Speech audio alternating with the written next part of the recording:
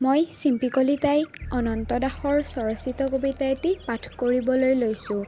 কবিতাটিৰ শিৰোনাম এগৰাকী দুৰ্ভগীয়া নাৰীৰ কথাৰে।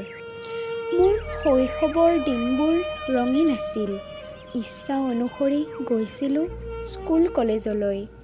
ৰংমনে খেলিছিলোঁ বন্ধু বান্ধৱীৰ সৈতে। কিন্তু মই যে নাৰী। মোৰ সুখৰ কথা ভাবিয়েই মা দেউতাই বিবাহ নামৰ বান্ধোনত বান্ধ খুৱাই দিছিল। এইখন সমাজৰে ধনী মানুহৰ বৰপুত্ৰলৈ। বিবাহটোৰ প্ৰথম নিশাটোৰ পৰাই মোৰ শৰীৰৰ ওপৰত চলিছিল অমানসিক অত্যাচাৰ। মাৰি পেলোৱা হৈছিল মোৰ সেউজীয়া আশা আৰু সপোনবোৰ। বিয়াৰ দিন ধৰি আজি 8 বছৰে হ'ল। শান্তিৰে ভাত এসাঁজ খাব পৰা নাই। লাঠি ভুকু এইবোৰ খাই খাই মোৰ পেট ভৰি যায়। 2 বছৰীয়া ল'ৰাটোৰ মুখলৈ চাই আজি মই নীৰৱে সকলো দুখ বেদনা সহি গৈছোঁ। কিন্তু মই যে নাৰী।